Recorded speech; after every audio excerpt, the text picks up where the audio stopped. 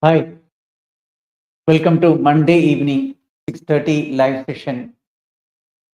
Mondays are exclusively dedicated to topics related to plus one, and I would try my level best to make the topics as close as to our daily life. So, in this awesome evening, I wanted to discuss one important concept, that is relative and absolute error. Absolute error and relative error, plus one students learned in one of the earliest chapters. So let me first introduce the concept of errors. Errors are nothing but the discrepancy related with every measurement. Whenever you measure something, there will be some difference between the true value and the measured value. And this difference between true value and the measured value is termed as, sorry, I have not taken the mic. So this difference between true value and the measured value is termed as the error in the measurement. Now, more the difference is between the true value and the measured value, more the error will be. So what is absolute error? Absolute error is the actual difference between true value and measured value. Then what about the relative error? Relative error, when we describe about the relative error, we are calculating the error associated with the total measured value. We are dividing the absolute error divided by the true value. That is what we are doing. Okay, we shall demonstrate this concept with two meaningful examples which can really connect with our daily life. Okay, let us do that right now. Let me share the screen. Today I am using the tool My View Board, which will help us to understand everything. I can demonstrate it live in front of you. Okay, so I wanted to do that. So let us do the demonstration. Great. Yes. Let me get back to the page one. I have done something previously. Yes. See, we have two tasks, two measurements to be taken. One task I am assigning to person A, and the task is he is supposed to measure the length of a room by using any kind of measuring device or apparatus, whether it be a meter scale or a measuring tape, whatever be, he is free to use the tool. Okay. Now, the true length of the room, it is calculated to be 10 meter as shown in the screen. It is 10 meter. Now, A is measuring the length of the room in his own method, and he reports the length of the room to be L1, which is to be 9.6 meter. Now, you think about it, the true value is 10 meter, but as per the measurement by A, he has got the result 9.6 meter. So there is an error. Error is usually, absolute error is usually represented by the symbol delta L. Delta means change. How we will get the change? We can get the change by taking the difference between true value and the measured value. Here, true value, let it be L, minus measured value, let it be L1. Now, true value is 10 meter minus measured value is 9.6 meter. So the difference is 0.4 meter. We got it. Okay. This is the absolute error related to the measurement done by the person A. Now let us consider the second case. Let me move to the next sheet of this presentation. Yeah, here it is. 1 second. Let me move it. There is some kind of lag. Yeah, it is appearing. Now, see here, we wanted to measure the distance between two places, P and Q. This place, first place is P and second place is Q. We wanted to measure the distance between P and Q. And we are assigning person B to measure the distance from P to Q. That is what we are doing. And B measures the distance from P to Q in his own way. And he is reporting then actual distance between P and Q, let it be 50 kilometer. 50 kilometer. Now, B had done the measurement and reported the distance between P and Q. Let it be L2.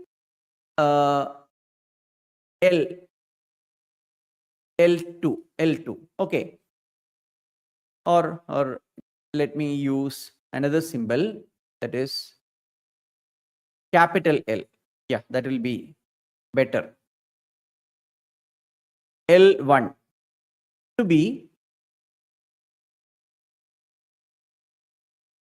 49.5 kilometer.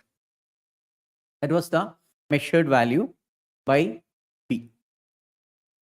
Now, here the error associated with the measurement done by B, that is delta L1. It is equal to the true length L minus the measured length L1. Here it is, the true length is 50 kilometer and the measured length is 49.5 kilometer.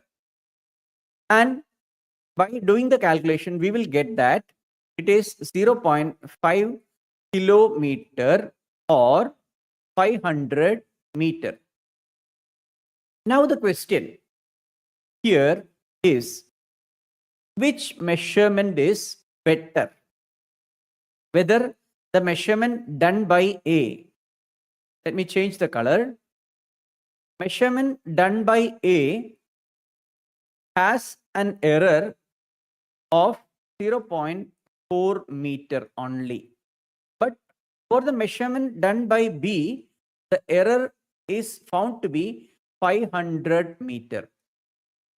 These are the absolute errors in the measurement done by A and B. Now the question is, which measurement is better? The one done by A or the one done by B?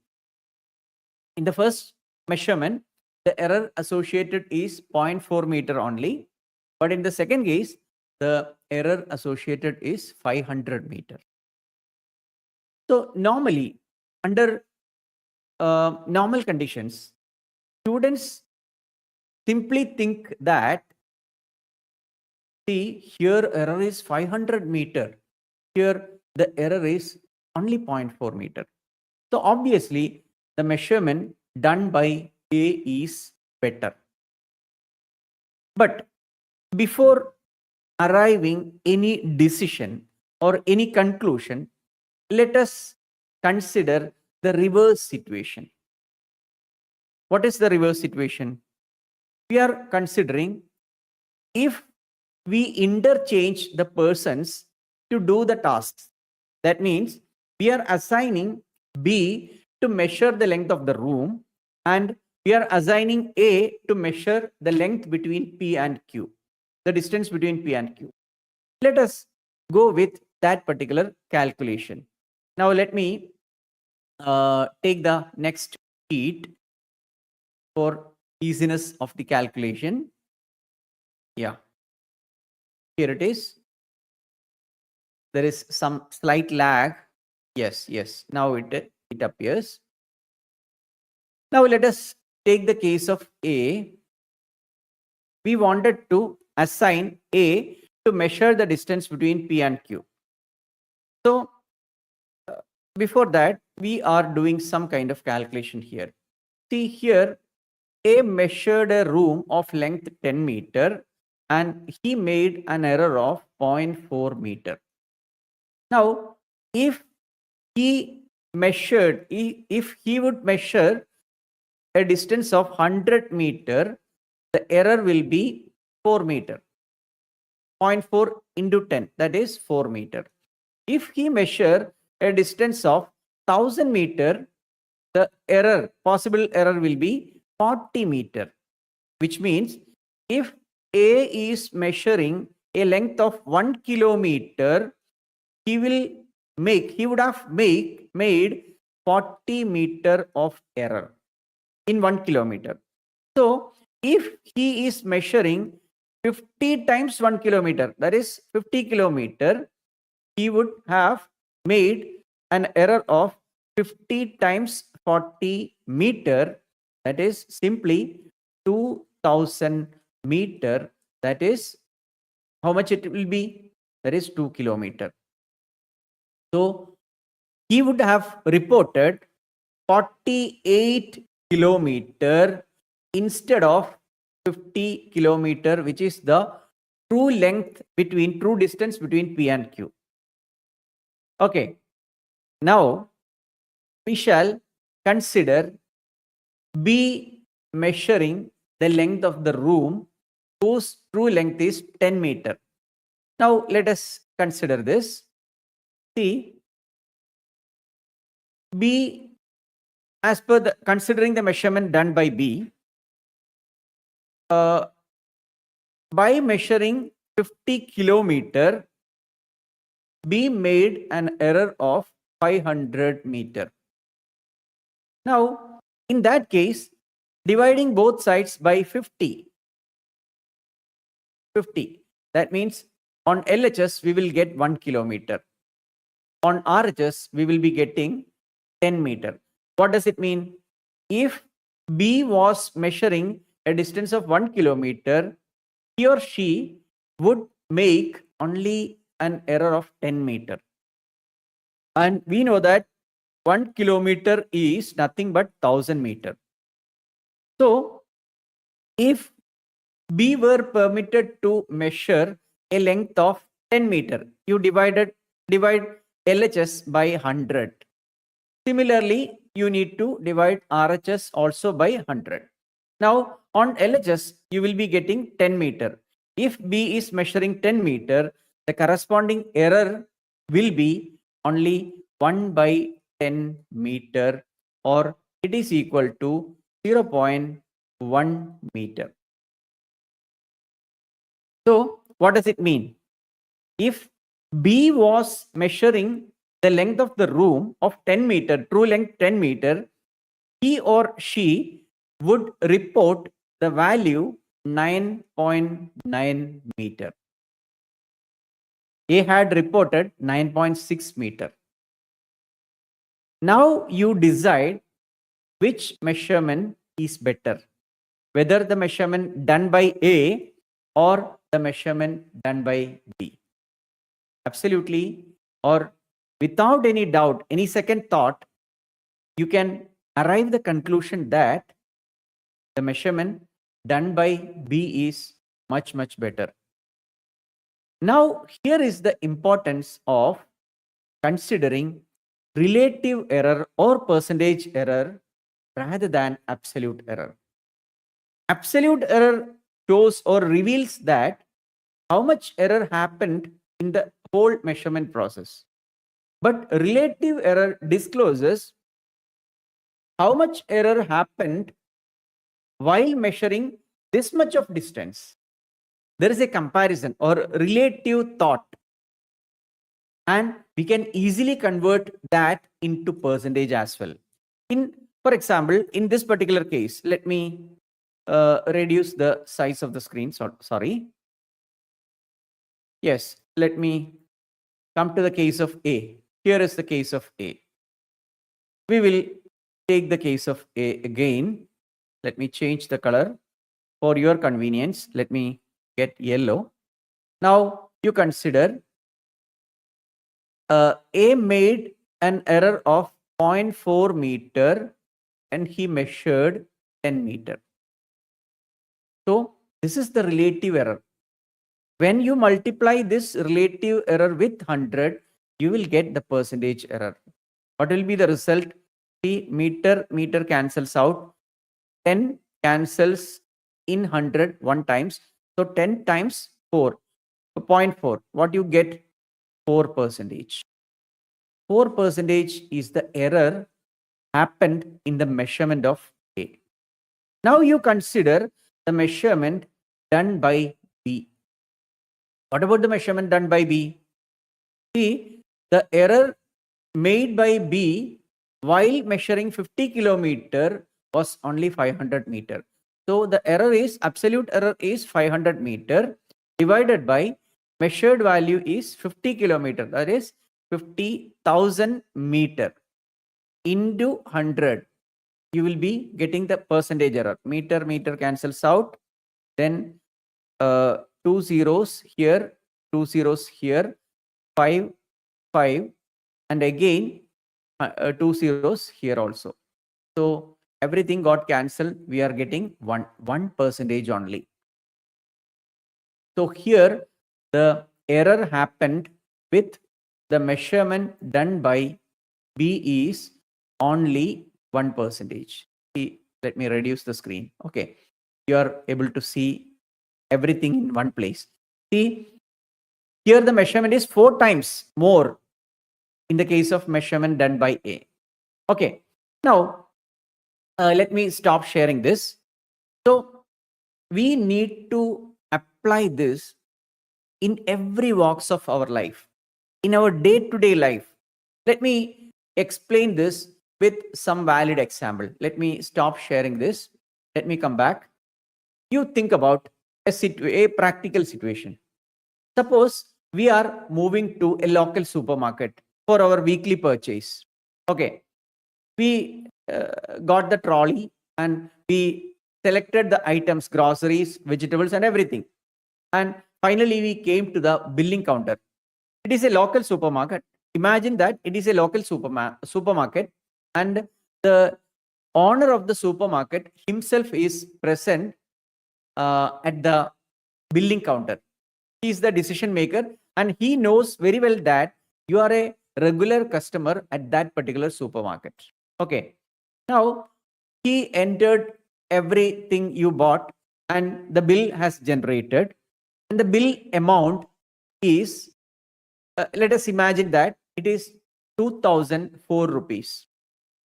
Think about it. Okay, 2004 rupees. Now, after receiving the bill, you have given the cashier or the building shop owner, the supermarket owner, you are giving him 5 notes, each of rupees 500. That is, you have paid him 2,500, so that he has to give the balance back to you. That is the thing need to happen. So since he is the owner of the shop and he knows very well that you are a regular customer, he is giving 500 rupees back to you. Okay. Now you got some insight that whenever I am purchasing from this particular shop, I am getting a discount of 4 rupees. 4 rupees. Next day, again, you are visiting the same supermarket. That day, you are going to buy only one item whose MRP is 14 rupees. 14, 1-4. You are having the experience, previous day experience in your mind. So you have given 10 rupee note to him, only 10 rupee note. Then you are searching inside your pocket by expecting that the same shopkeeper will say you that, see, that's enough, with your experience on previous day. See, you think about that situation, even if you stay there for another 1 hour, he will never say that this 10 rupee is enough for this bill. Why it is so? See, the MRP of that particular item is 14 rupees, maximum retail price. And his purchase price for that particular item will be either 12 rupees or 13 rupees. His profit margin will only be 2 rupees or 1 rupee. And on that item, you are expecting a discount of 4 rupees. Will it happen? Or will it be agreeable for the shopkeeper? Never. On the other hand, you think about the situation happened on the previous day. On that day, you got 4 rupees discount while you made a purchase of 2004 rupees. You consider the percentage variation there. 4 rupees divided by 2004 rupees. Very, very, very nominal percentage. But on the other hand, if you calculate the percentage of 4 rupees, the same 4 rupees for an MRP of 14 rupees, it will be much higher. So this is relatable in our daily life. So absolute error, it shows the exact error in a particular measurement. We are not looking into the amount you measured to have this much of error. But in the case of relative error, you are relating the error happened with the measured value. There is a comparison, that is relative error. And if you got the relative error, simply multiply it by 100 to get the percentage error. With this peculiar insight and real life examples, I'm damn sure that you will be able to approach this concept, not even doing with the concept or theory, you will be able to do well, perform well while you are trying to solve numericals also. So think about it, process inside your mind. If you need, you can watch this video once again, pause it, repeat watching, and do necessary written work, written practice, which will really help you. And after watching this, you can do some of the numerical examples given in your NCERT text or in any kind of reference books related to this particular topic. Okay. Now I wanted each one of you to explore more on this particular topic.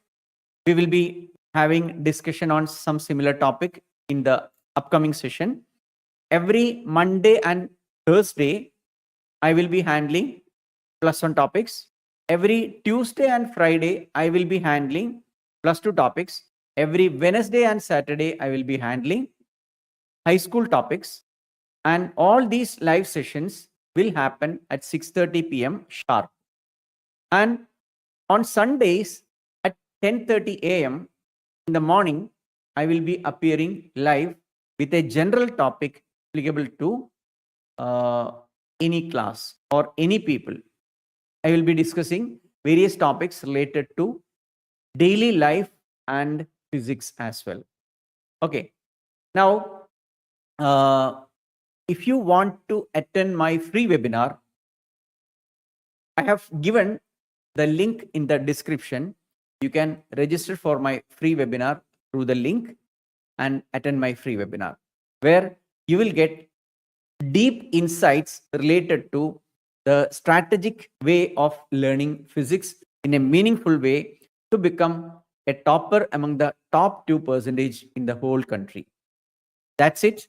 Signing off from today's session. Tomorrow, we will be meeting with a plus 2 topic.